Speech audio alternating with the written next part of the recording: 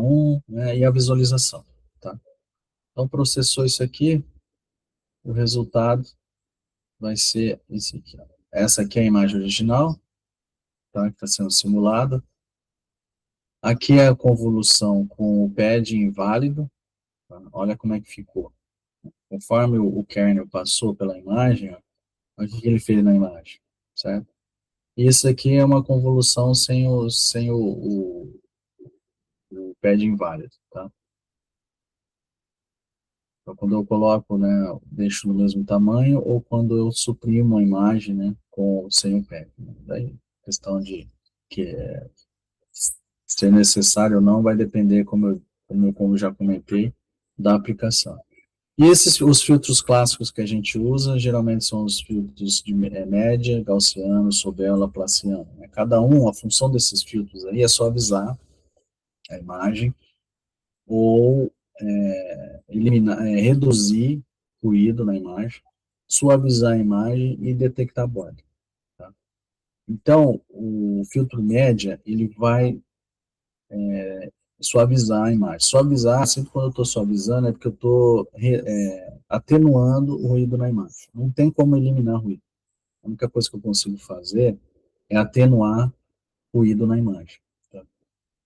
Então, quando eu quero atenuar ruído na imagem, eu posso aplicar um filtro médio.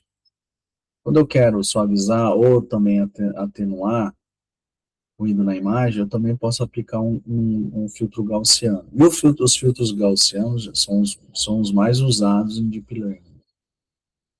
E é porque a efetividade dele é muito grande.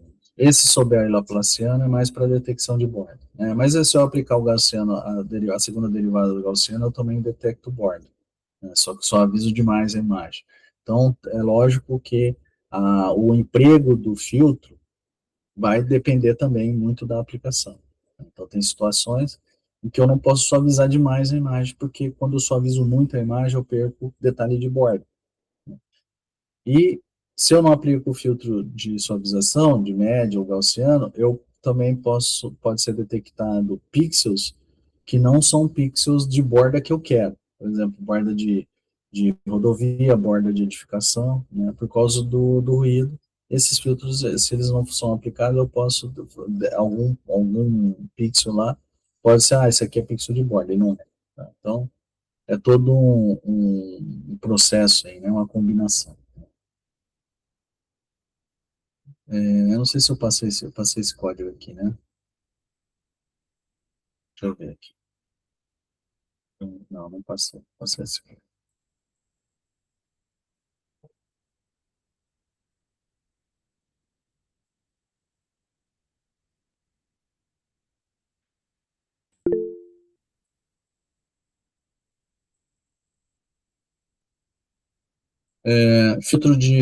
Os filtros, né? Aqui tem alguns filtros, deixa eu passar para vocês aqui o código.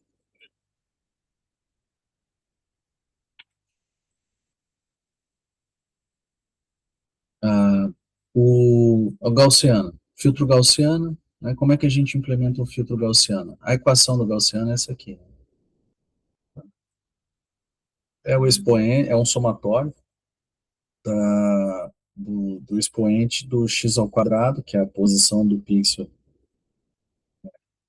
em x, mais o y ao quadrado, posição do pixel em y, dividido por duas vezes o sigma ao quadrado. Tá? Esse daqui é a equação do gaussiana. Então, na verdade, a hora que a gente faz isso, o kernel ele vai ser montado em função disso. Né? Não é exatamente a equação, mas vai ser uma matriz 3 por 3, 5 por 5, o tamanho que eu defini, de números em função do valor de coluna e linha, ou x e y, dos pixels na imagem que eu tô usando. Tá? Aqui eu só estou criando uma imagem de teste aqui em tom de cinza, né? E eu estou adicionando um pouco de ruído só para a gente ver o efeito do filtro, né? A suavização, como é que ele vai suavizar o ruído, né? Na imagem, né? Vai atenuar, né, o ruído. Aqui é só um detalhe aqui da forma como eu estou simulando a imagem, tá? Que não, é só para fins didáticos aqui, que a gente podia estar usando uma imagem normal aí, numa imagem de satélite e tal, né? Mas é só para ver mesmo. E a quantidade de ruído que eu estou usando é 0,02 na imagem, tá? Então, processa isso daí, beleza. E aqui é o filtro da média, como que ele está sendo aplicado aqui, é um filtro 3x3, né, divide por 9 lá, porque ele está sendo aquele, o somatório, né, mais um, são 9 posições, o gaussiano aqui de novo, né, e o Sobel, né, o Sobel ele tem esses, é clássico isso, né, já é do pré-definido, né, ele tem aqui o Sobel na posição vertical, horizontal, perdão, ele é -1,01, -2,02, -1,01. E na posição vertical ele é -1, só troca, tá vendo? Que a coluna vira linha, que a linha vira coluna. Troca aqui, certo? E aí aplico o processo de convolução na imagem, tá? Que já foi declarado lá, aquela função que eu declarei lá em cima. Vamos rodar isso aqui. Aí, ele aplicou o filtro da média, o filtro da média foi aplicado, tal, tal, tal, tal, tal, tal, e aqui é só para exibir os resultados. Deixa eu ver uma coisa aqui. Passar isso aqui para vocês, para depois a gente fazer o exercício aí, não mexer em alguma coisa aqui. Depois, para exibir o resultado aqui, só questão de plotagem mesmo. O interessante é ver isso aqui. A imagem que eu criei foi essa.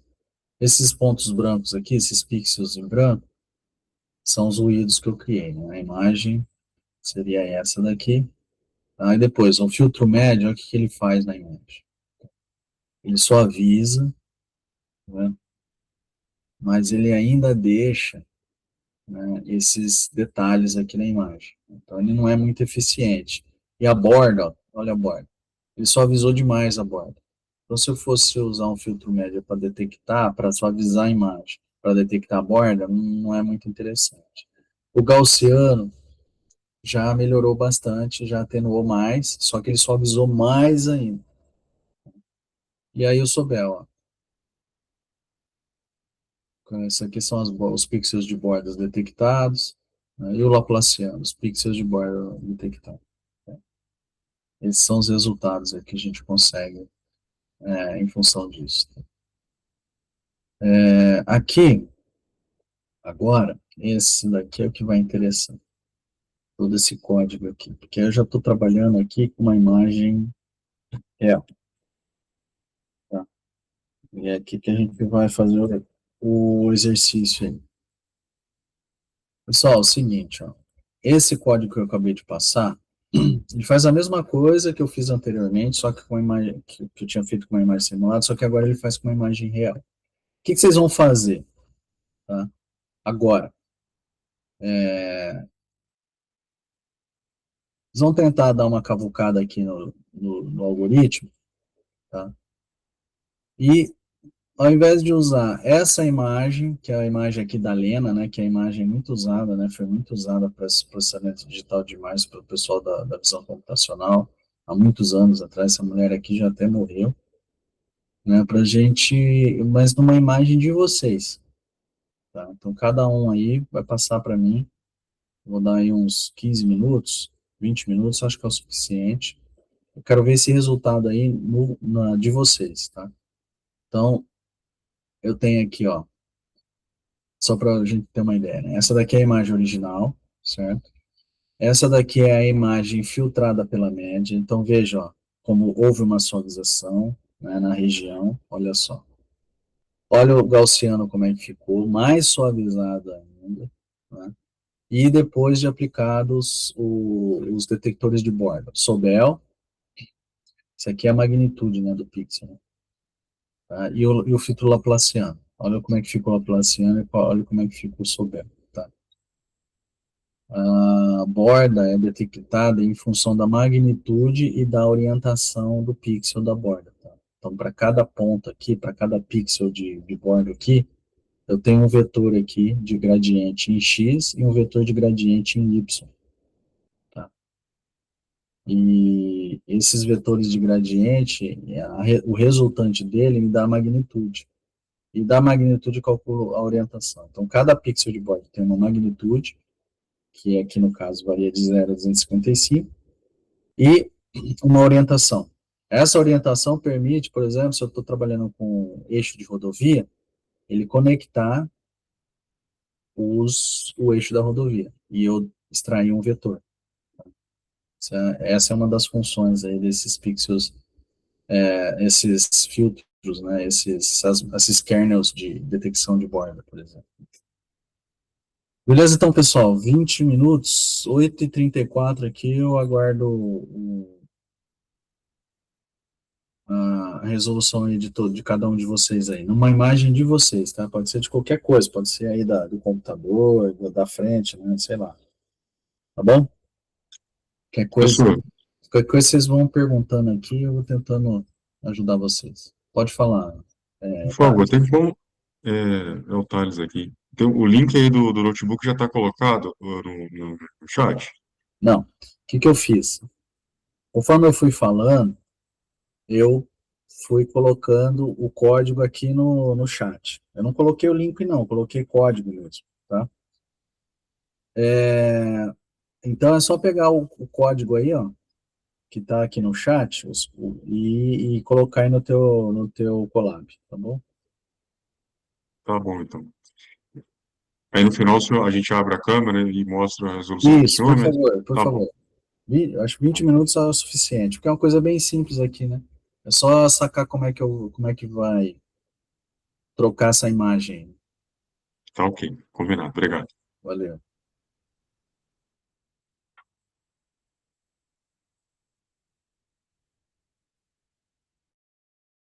Qualquer coisa é só me chamar aqui. Eu só vou desligar minha câmera aqui, o microfone, mas eu tô aqui.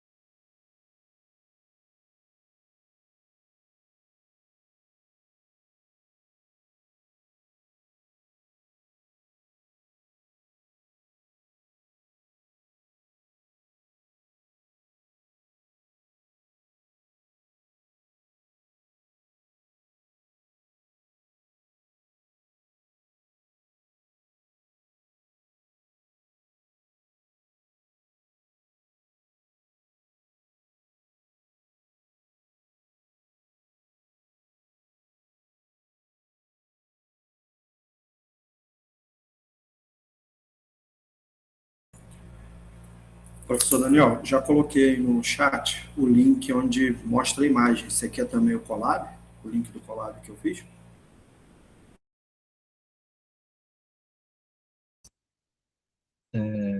Quem que falou? Marcílio, Thales? Luiz, foi o Luiz Araújo. Luiz. Luiz, deixa eu ver. O que que você fez então? Eu tirei uma foto da nossa sala de aula, né, que eu estou assistindo pelo computador, e aí fui lá no Uhum. Colab Ah, e tá. Você passou aqui. Deixa eu dar uma isso, olhada. botei num drive só para poder passar pelo chat a foto. Ah, beleza.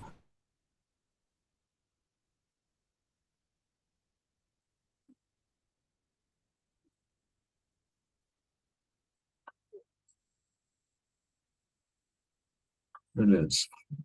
Valeu, obrigado.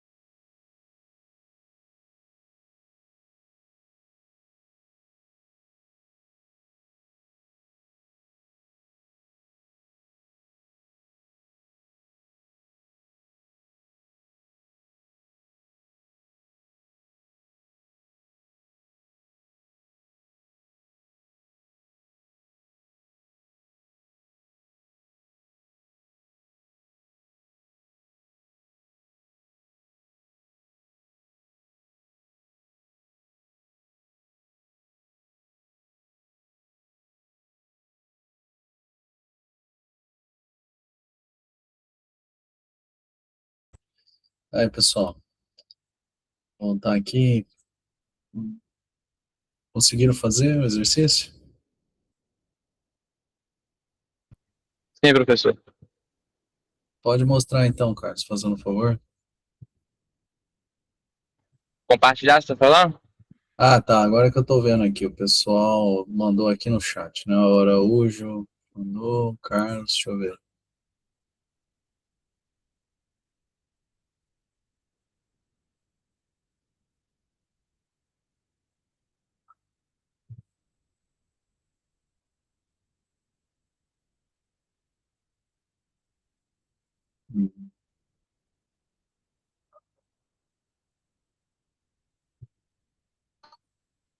Beleza.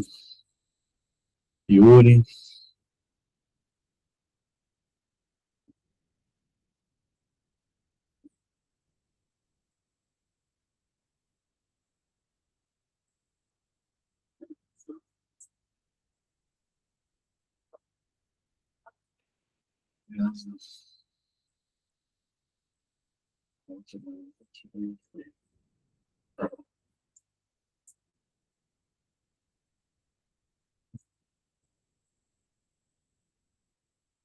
Beleza. É, o pessoal que mandou, teve gente que mandou, por exemplo, o Thales, aí ele pede para solicitar acesso. Ó,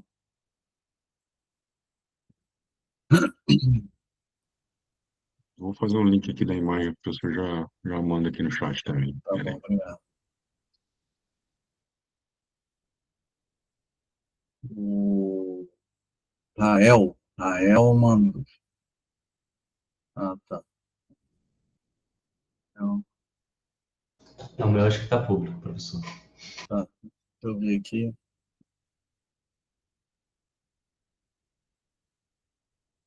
Beleza. Então, o Araújo, Carlos, Yuri, Thales e o Rael. Os demais. Beleza, então.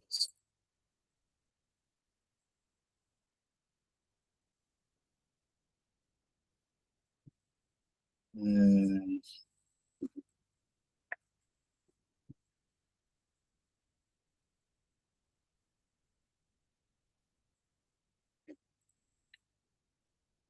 compartilhando aqui.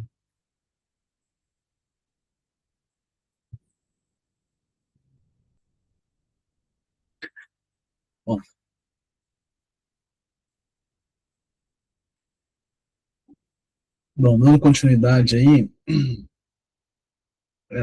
só para a gente ter ideia, né? Essas funções aí uma outra forma de trabalhar com imagem é usando uma biblioteca da OpenCV, que é uma biblioteca livre, né?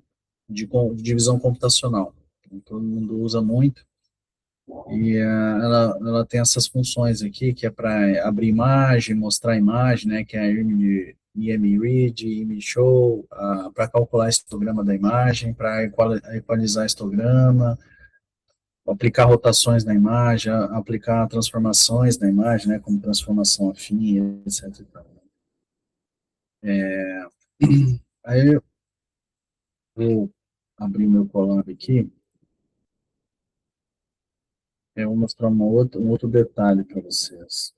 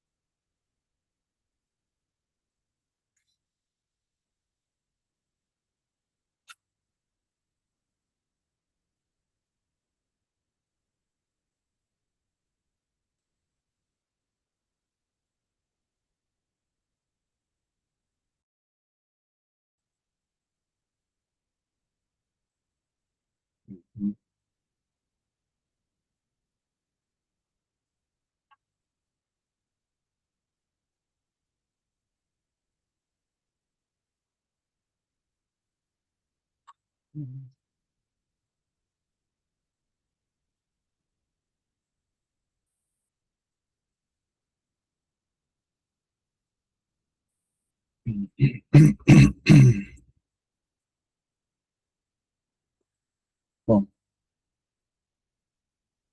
agora, vou passar um bizu aqui, que é, por exemplo, se eu tenho algumas imagens, eu vou fazer um processamento com várias imagens, né? Então, eu não vou entrar arquivo por arquivo. Uma ideia é a gente montar o drive do Google, do drive do Google, né? Então, eu posso colocar minha imagem aqui, por exemplo, deixa eu ver aqui, aqui, ó, por exemplo, né? Nesse meu collab aqui no meu netbook aqui, que está lá no meu Google Drive, eu coloco várias imagens aqui, tá? Por exemplo, aqui só tem uma, né? Mas eu posso colocar quantas eu quiser. E aí, eu posso montar o meu drive, tá? Lá no meu collab. Então, a forma de montar é esse aqui, ó.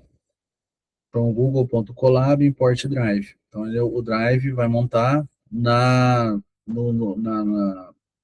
no caminho, né, que ele está, certo? Como o meu drive está junto como o meu collab tá junto lá, né, com o drive, na imagem, ele só está pedindo o caminho, ele vai direto nesse content drive aqui. Mas se eu estou fazendo collab em um lugar e a minha imagem está em outro, aí eu tenho que colocar o caminho todo aqui, tá? Então aqui, depois que eu processei, depois que rodou, né, ele falou, tá, ele montou, tá? Então, se eu for abrir uma imagem, aquela imagem que essa imagem que eu mostrei para vocês aqui,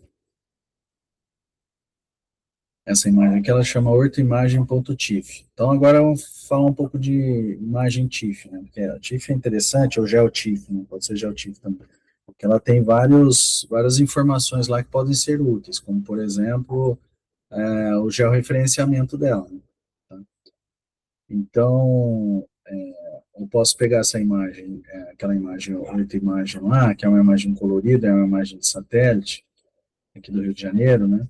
Eu vou abrir a imagem usando o IMRead, que é aquela função do OpenCV, né? E vou trabalhar em cima dela. Tá? Então, eu posso converter as componentes dela, que é azul, verde e vermelho, né? Essa é a sequência, para RGB.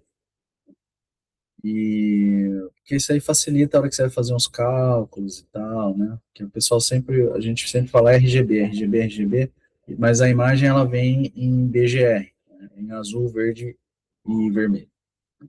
Aí eu posso converter para a escala de cinza para fazer a equalização de imagem, porque todo o processamento ela é feita banda a banda, né? Então, geralmente, lógico que eu posso fazer na colorido, né? Mas ela vai ser feita banda a banda, né? Então, essas bandas têm que estar no, no nível de cinza, certo? Lá no Deep Learning também ele faz isso, ele converte banda a banda para nível de cinza e depois faz o processamento, certo? Se a imagem é colorida, né? Ele pega as bandas, converte para o nível de cinza e faz o processamento. Aqui eu vou equalizar o histograma, só para a gente ver aqui, aplicar, né, as funções lá do OpenCV, ó, CV2, que é OpenCV, o 2 é a versão, né, ponto equalize ist, tá, que aí eu pego a imagem já em nível de cinza, né, depois eu calculo o histograma. Aí aqui é só questão de plotagem mesmo, né, como é que eu vou plotar o meu histograma então. Então, aqui um outro exemplo, quando eu quero fazer rotação de imagem. Eu vou pegar a minha imagem original, vou calcular qual que é o tamanho, a forma dela, a altura, a largura e tudo, né? E depois vou aplicar um ângulo de 45 graus na imagem e manter ela na mesma escala. Mas se eu mudar isso aqui, posso aumentar ela, diminuir ela, certo? E aí depois, em função disso, né, ele vai ter que calcular uma matriz de rotação, né, para depois ser aplicada, né? E, por exemplo, aplicar uma transformação afim, tá? Essas transformações são úteis essas transformações afins aqui são úteis quando a gente vai fazer concatenação de imagem, né? Então, tenho imagens que eu quero juntar as imagens, né, para montar na Glyph ou alguma outra coisa, a gente usa esse Warp Affine aqui. Então, como resultado, é isso aqui que vocês estão vendo.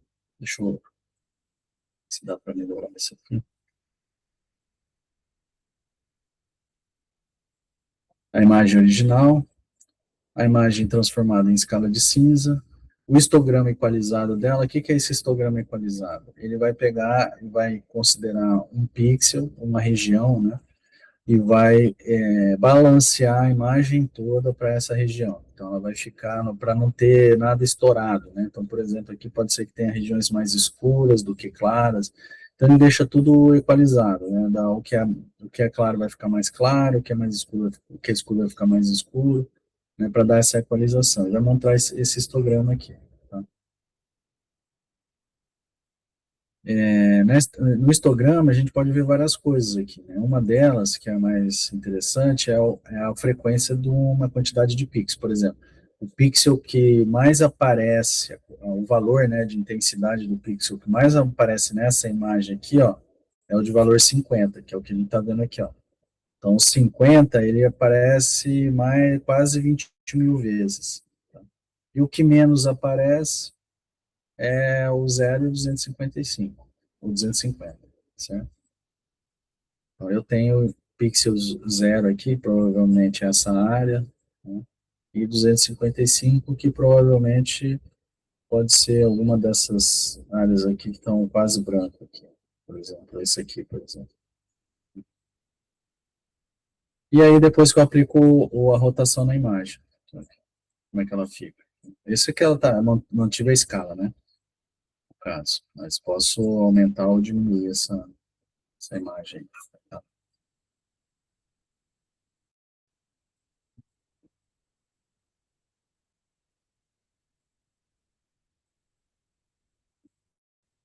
Bom, agora, quando a gente vai trabalhar com imagem TIFF,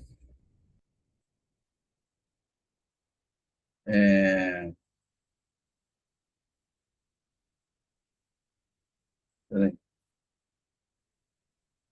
Quando a gente vai trabalhar com imagem TIFF, a gente tem essa biblioteca que é a GDAL, né, que é um software livre, ele que fornece uma camada aí de abstração desses dados geoespaciais e faz com que a gente consiga manipular os dados da forma que a gente achar mais conveniente em função da aplicação que vai ser feita.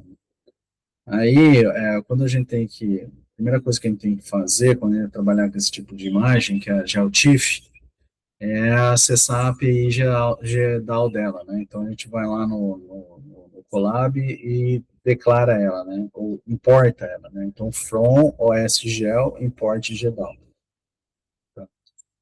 Então, uma coisa que a gente sempre faz aí para ativar essa biblioteca, a gente usa uma use exception nela, né?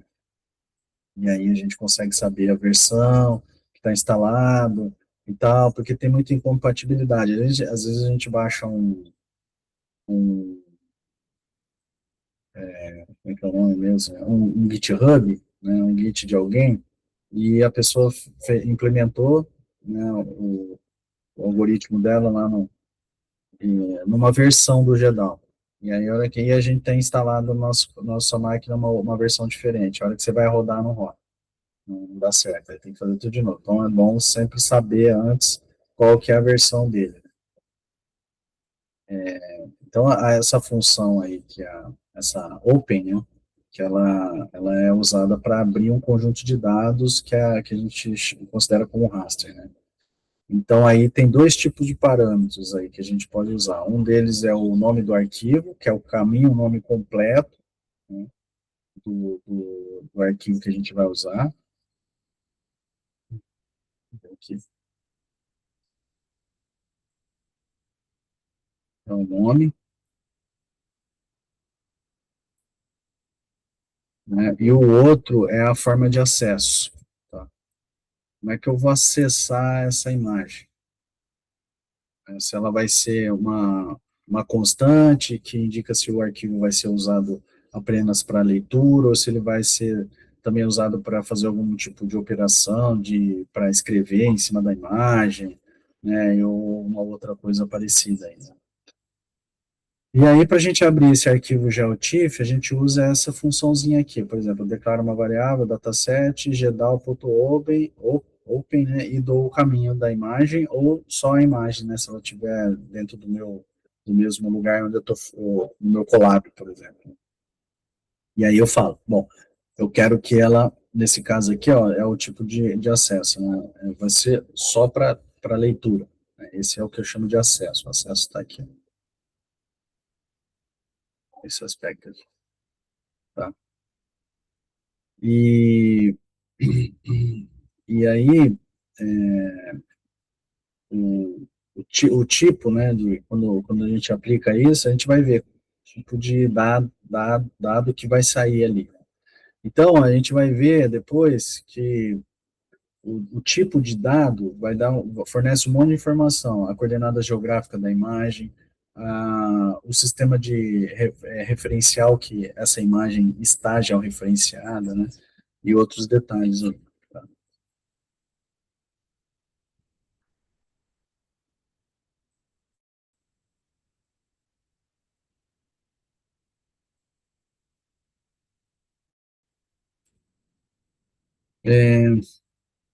Aqui, né, uma das estruturas do dataset, né, que eu comentei com vocês, que ele oferece para a gente, é o sistema referencial de coordenadas da imagem, né, que a gente chama de CRC, Coordinate Referential System. Né. Então, quando a gente quer uma maior interoperabilidade entre sistemas referenciais, a gente tem que conhecer qual que é o referencial do que existem, né? Porque às vezes a imagem está no WGS84, que é um referencial americano, né? Que é o mesmo do GPS. Às vezes está no Sirgas 2000, que é um referencial da América Latina. Né? Ou às vezes ele está no outro referencial europeu, né? Aí se eu baixei, se eu fiz o download da imagem, né? Que é uma imagem lá do NOAA, por exemplo, provavelmente ela vai estar no WGS84. Se é uma imagem do Cibers, ela pode estar no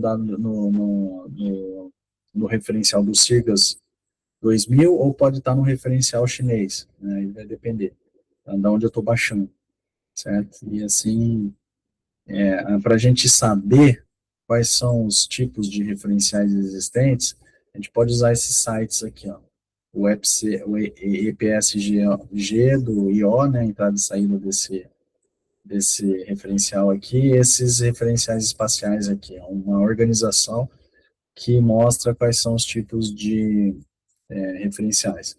Isso daí é muito importante, principalmente está trabalhando com dados de petróleo, né, para aplicações, assim, que estão referenciadas ou que estão associadas a questões de de produção de petróleo, gás natural e etc e tal. Isso você está fazendo, por exemplo, um projeto que está ligando dois dutos, se você errar no referencial, né, vai dar muito problema. Então, basicamente isso, assim, né, o que mais dá problema, mas tem outras aplicações interessantes também. Né. E aí a transformação de coordenada. Então, por exemplo, se minha imagem está num referencial X e eu quero transformar para um outro referencial, eu tenho que saber como fazer isso. Né? Então, uma das formas de fazer essa transformação é aplicar essa equaçãozinha aqui. Né? Então, os parâmetros que são usados nessa equação são esses aqui, ó, o GT0, GT1, GT2, GT3, GT4 e GT5. Coluna e linha são as informações do pixel na imagem que é coletada. Então,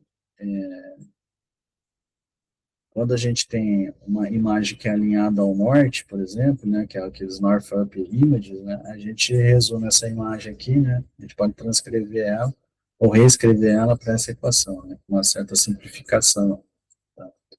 Então, por exemplo, quando eu tenho uma imagem, né, de coordenado o índice 0, aí o coeficiente que vai ser aplicado é esse aqui. Tá? É uma coordenada do eixo X ali, do canto superior esquerdo. Tá? Aqui, o 3 é do pixel canto superior esquerdo, só que em Y. Né? Aí o tipo de rotação, 0 graus, né, quando eu estou trabalhando com imagens no Earth Up Image aqui, né, que é quando elas estão alinhadas no norte, e a resolução do pixel ao longo do eixo Y, e a resolução do pixel em torno do eixo X, tá? Então, basicamente é isso. Esse GT0 aqui é esse aqui, 0. GT1 é isso aqui, significa isso, é o coeficiente, né, é o parâmetro que vai ser aplicado, né? Então, por exemplo, para um pixel, né, um coluna, igual a 100, e linha igual a 50, né, o que, que a gente vai ter aí seria 5, essa coordenada aqui, 50, 881, 10, 50, 8, 810, mais 100 vezes 5, mais 50 vezes 0. Aí vai calcular a coordenada geográfica desse pixel, nessa posição, 150. E para o Y, a mesma forma.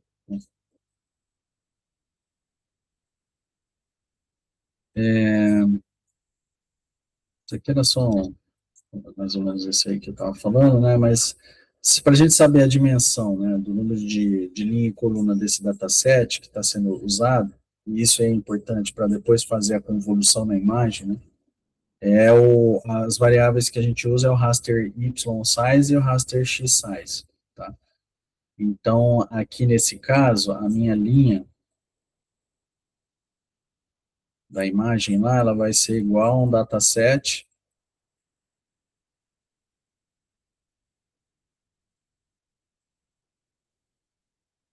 vezes essa variável aqui. E para a coluna, é a mesma coisa, só que a minha variável vai ser o dataset, não sei se vocês lembram, mas o dataset era a variável é a variável que eu criei lá para receber a minha imagem, vezes essa variável aqui. E, e aí é só para saber, né, qual que é o número de bandas, é só dar um print lá, número de linhas, linhas, e número de coluna, coluna.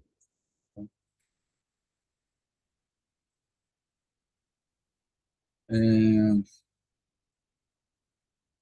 aí, agora deixa eu ver aqui, vamos lá no GitHub lá, GitHub não, no Colab, né, e ver um pouquinho disso daqui. Deixa eu trocar aqui a minha tela.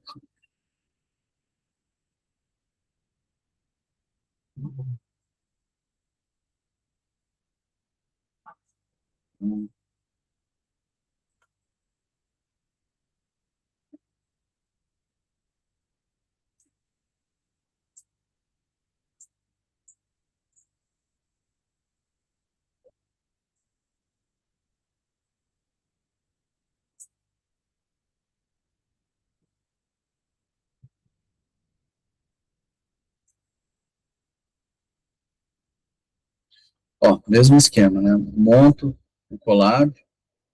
Aqui eu tenho que instalar essa ferramenta aqui, que é o Raster Rio. É o Raster Rio, né? Porque na verdade é o quê? Input, output de imagens raster. Tá? Toda vez que vai fazer para montar o drive, ele pede para algumas permissões aqui. Para montar. Então, tem que instalar pip install. Eu vou instalar essas duas ferramentas, né? O Raster.io e o Matplotlib. Feito isso, eu vou passando aqui para vocês o algoritmo de novo, ó. A gente poder fazer um exercício aí no final.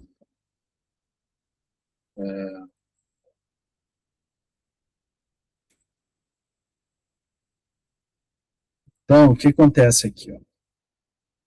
Então, O caminho que eu estou definindo aqui é um pouco diferente, porque essa imagem crop RapidEye minha aqui não está no mesmo, não está lá no drive que eu estou usando no Colab, né? Não é o mesmo.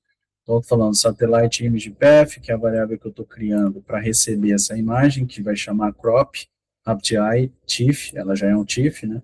Então, veja que para trabalhar com imagem TIFF ou GeoTIFF, não é a mesma coisa que eu uso com imagem convencional, que é igual a essa que vocês acabaram de processar. É um pouco diferente. Então, a variável, a biblioteca que eu vou usar, que eu tenho que usar, é essa daqui. Toda vez que eu vou usar, trabalhar com imagem de satélite. Né?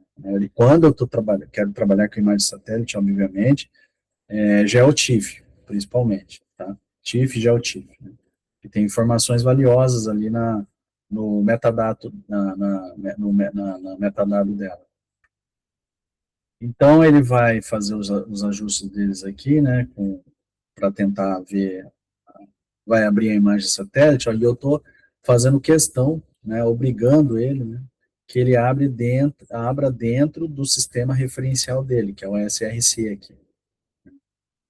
E para ele falar, que ele vai falar qual que é o número de bandas que essa imagem tem, essa imagem satélite, então ele vai fazer uma contagem aqui para mim e vai falar, ó, o número de bandas é essa daqui, né. Aí, depois disso, eu vou determinar o número qual que é o layout que eu quero para imprimir essa imagem, né, o número de coluna e o número de linhas, e depois o tamanho da figura que eu quero que vai mostrar lá embaixo para mim. Aí ele vai ler a imagem, tá? Aqui, ó, tá vendo? Ó? Esse SRC é uma função do rasterio. Então, agora eu não estou usando mais o imread lá do OpenCV, eu estou usando o src.read do rasterio. Ela vai mostrar a imagem, qual que é a banda que ela vai ser mostrada, vai mostrar aqui qual que vai ser o tamanho da imagem, o número de bandas, qual que vai ser o referencial dela, né, e outros detalhes aí, menos importantes. Então, tá aqui, ó. O tal número de bandas, que é dessa imagem que eu tenho aqui. São 5 bandas, tá? Ela está nessa pasta aqui. Banda 1, banda 2, banda 3, banda 4 e banda 5. Pode ver que cada banda aqui tem uma tonalidade de cinza diferente, né? É uma imagem de satélite.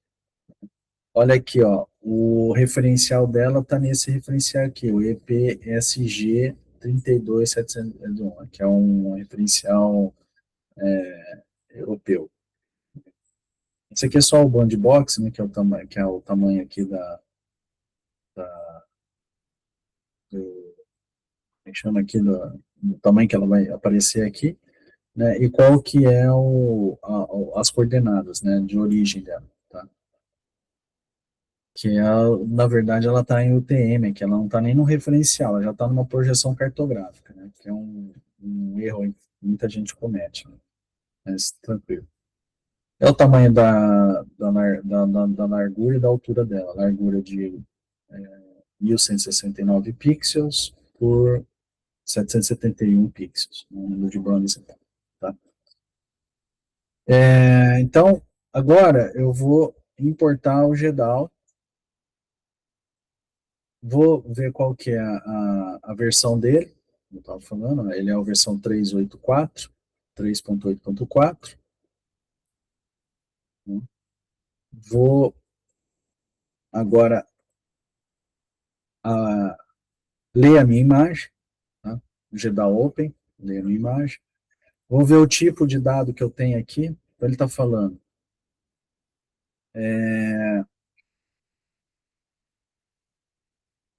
Aqui o tipo de dado. Aqui, ó.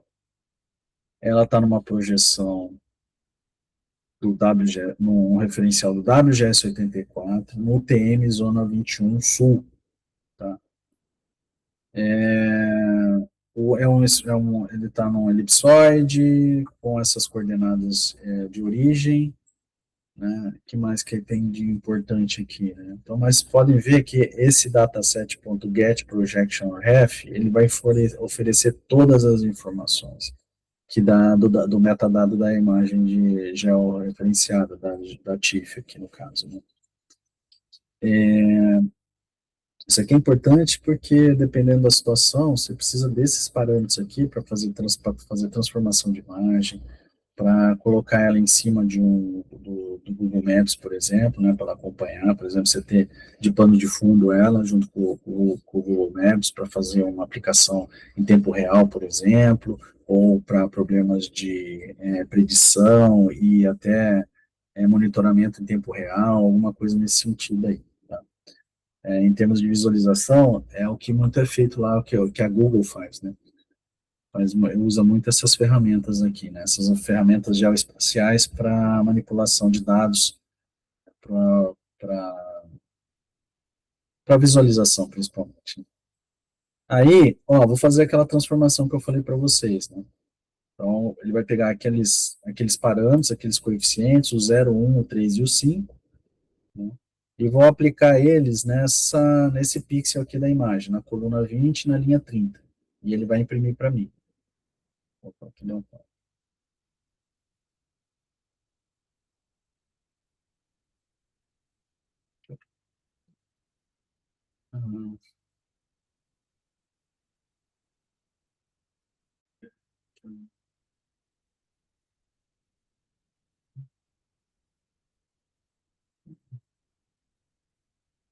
Essa daqui é uma ferramenta interessante, estou querendo mostrar isso aqui para vocês, que quando você dá um erro, eu não sei o que é isso, né? O que está acontecendo aqui? Né? É só para vocês terem uma ideia disso. Né? O que está acontecendo isso aqui? Aí eu vim aqui e ele tem essa ferramenta, hoje em dia tem, do Gemini, né? Aí ele manda explicar o erro. Eu clico aqui ele vai falar para mim, ó, que o erro indica que a variável não é definida, né? E aí eu tenho que adicionar essa linha no get transform lá, né? E assinar ele pro... Tá. Aí, pô, falando, tá bom, aceito e roda. Ele vai consertar para mim e vai rodar, tá vendo? Ele consertou, ele colocou o jet que eu não tinha colocado ainda, eu fiz de propósito para mostrar isso aqui para vocês. Eu não tinha colocado o GT, dataset.get transform,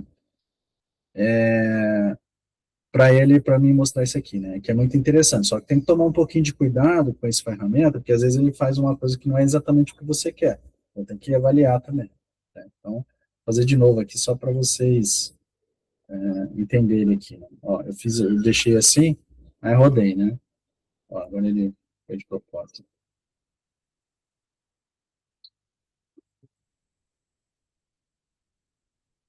Agora ele está indo, que ele está considerando ainda.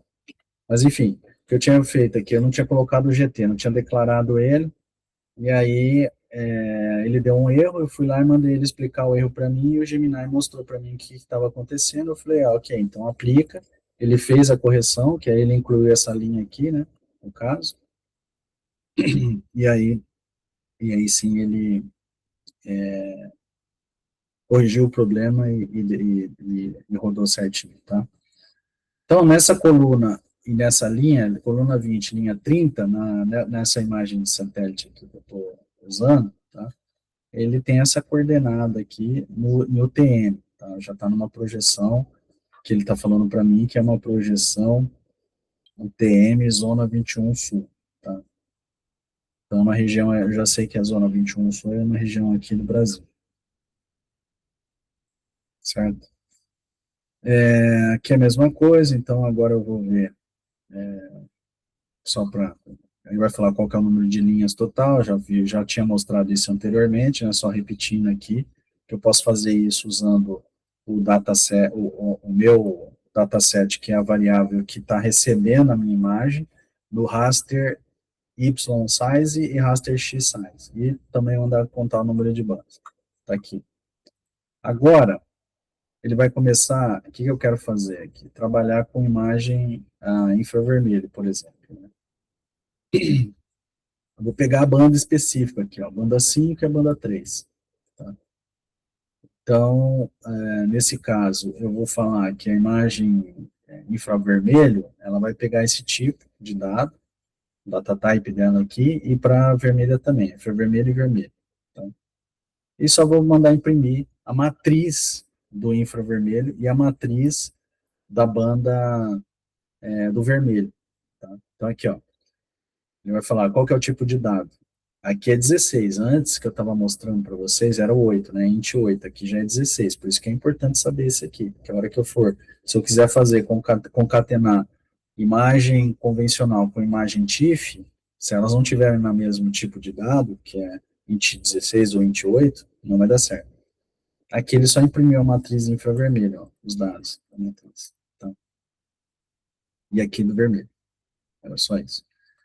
E aqui, então, o problema de NDVI, né, que corresponde aqui, deixa eu mostrar agora.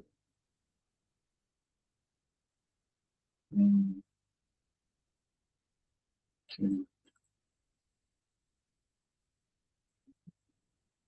NDVI, bom, questão de NDVI, quem trabalha com por exemplo, biomassa, ou saúde de vegetação, e entre outras coisas, saturação de vegetação, índice hídrico e tal, tem que trabalhar com NDVI. É uma coisa bem simples, muito simples mesmo.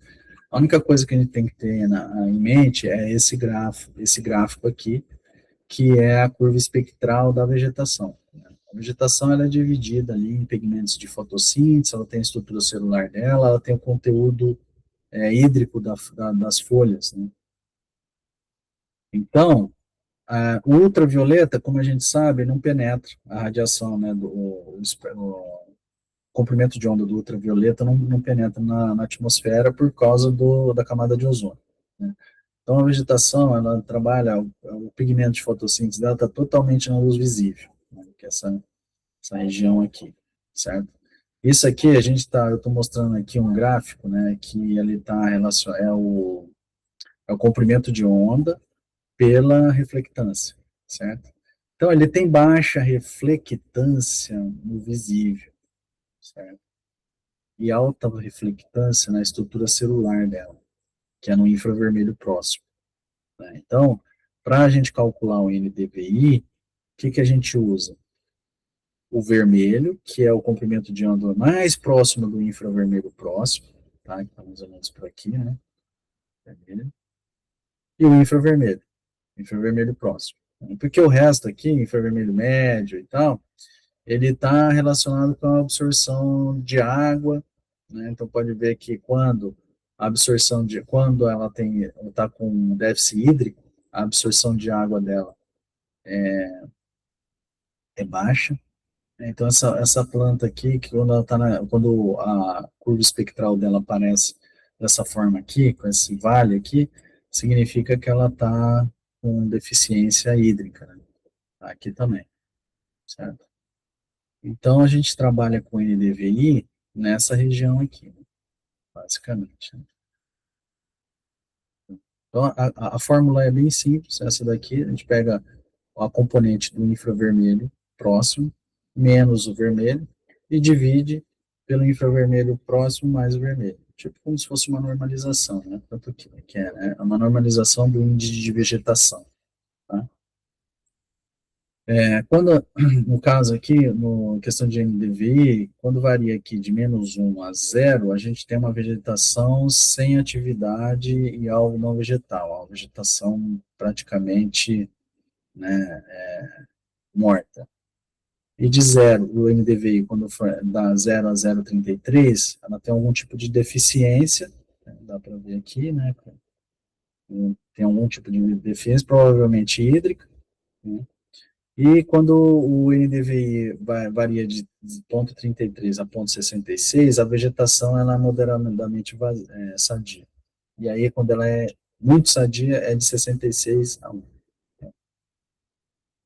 Então, aqui, ó, exemplos, né? O NDVI de 0,15, né, que aparece na imagem, o NDVI aqui de 0,23, já um pouquinho, tem um problema aqui, né? 38 já está mais saudável, e 55 já é saudável. Então, a imagem de satélite, você vê isso aqui, é uma imagem de satélite, não dá para entender nada, né?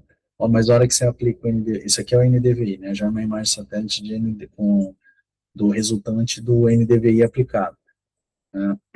Então, cada índice desse aqui, cada cor aqui, na verdade, corresponde a um índice, né? Tá?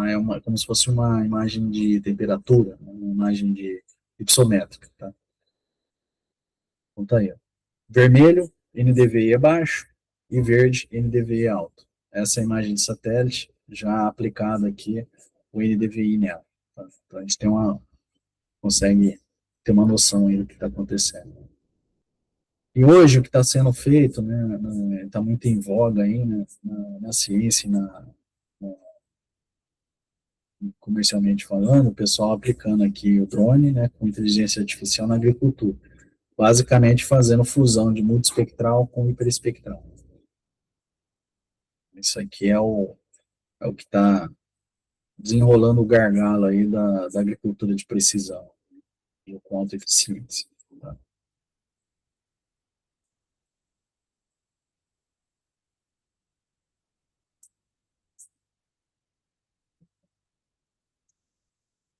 Então, voltando aqui, agora eu vou aplicar um NDVI naquela imagem, tá? Nessa imagem aqui, nessa imagem. Tá? Então, vamos lembrar que o que eu estou fazendo aqui? Apliquei as transformações que eu queria, tal. Aqui, ó. Ó, a banda infravermelha é a banda 5. E a banda vermelha é a banda 3. Então, vamos ver aqui. Banda 5, essa daqui, infravermelho. Né? E banda 3, essa daqui, vermelho. Certo? Essas são as básicas, as duas bandas, sempre quando eu vou trabalhar com NDVI, basicamente a gente trabalha com a banda 3 e banda 5, porque a banda do vermelho é a banda do infravermelho. Então tá aí, ó. Ó, pego o NDVI, vou só aqui de novo, né, importar esse matplotlib aqui, só para garantir, né, na verdade. E aí eu aplico. NDVI vai ser igual à matriz do NIR, por isso que eu fiz toda essa parte aqui, que era para imprimir a matriz do NIR. Tá? Aqui, ó, imprimir a matriz. Então a matriz do NIR vai ser em função do que ele vai ler o array aqui, que é o vetor, né, que é na verdade é a matriz. E aqui da banda infravermelha e da banda do vermelho. Tá? Então, eu tenho essas duas matrizes aqui, ó, matriz infravermelho e matriz vermelho. Por isso que a hora que eu aplico, matriz NIR menos matriz red, ele já vai pegar todos esses dados. Então, ele vai aplicar pixel a pixel aqui. Isso aqui é só um fator aqui de correção. Tá? Posso até tirar ele se eu quiser. Aí depois manda imprimir, e tá aqui. Ó. Aonde que eu tenho vegetação sadia? Nessa região aqui, ó. Nessa região. Onde que eu tenho o resto vegetação, deve ser algum tipo de cultura aqui, né, que os caras fizeram algum queimado, alguma coisa assim, né, alguma outra coisa do tipo, tá? Mas tá aqui, ó, NDVI calculando. Tá? O que a gente vai fazer para fechar essa aula de hoje? Eu vou passar o código aqui, todo esse código. Vocês vão fazer a mesma coisa que vocês fizeram anteriormente, só que vão trocar a imagem. Vocês vão buscar uma imagem de satélite aí, qualquer, tá? Que seja TIFF, para poder fazer o passo a passo aqui, tá bom? Aí eu aguardo até o fim. Eu vou passar o código aqui. Melhor, eu vou passar, dessa vez eu vou passar o lab inteiro aqui. Aí eu aguardo aqui, mas até 9h30, 9h40, a resposta do pessoal aí, tá bom? Se tiver alguma dúvida, é só me chamar aqui, pessoal. Só me avise se vocês receberam aí o link, fazendo favor. Pegou aqui, professor. Valeu.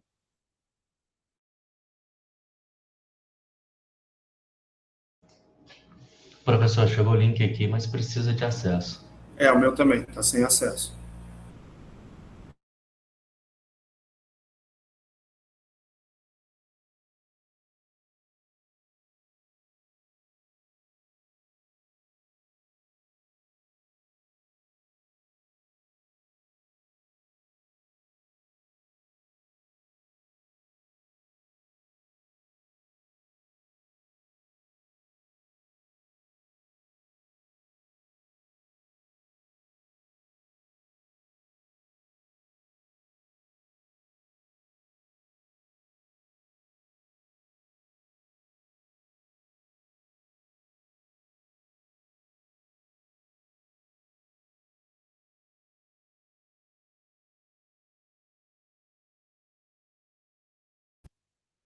Ó, vê se vocês conseguiram acesso, porque eu não sei se vai dar certo. Só me fala se conseguiram acesso, fazendo um favor. Ainda não, professor. Ainda está travado. Não. Ah, tá. Pronto.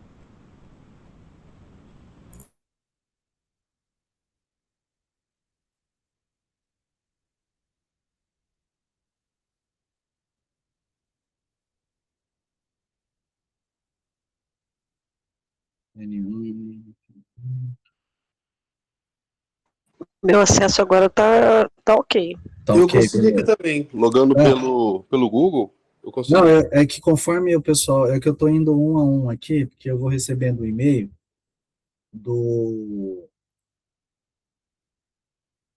de quem está solicitando e estou liberando. Aí, conforme for liberando aí, se puder me falar, ó, deu certo, ou ainda Deu certo. quem não Meu teve, Deus. quem não conseguiu ainda, me avisa fazendo um favor.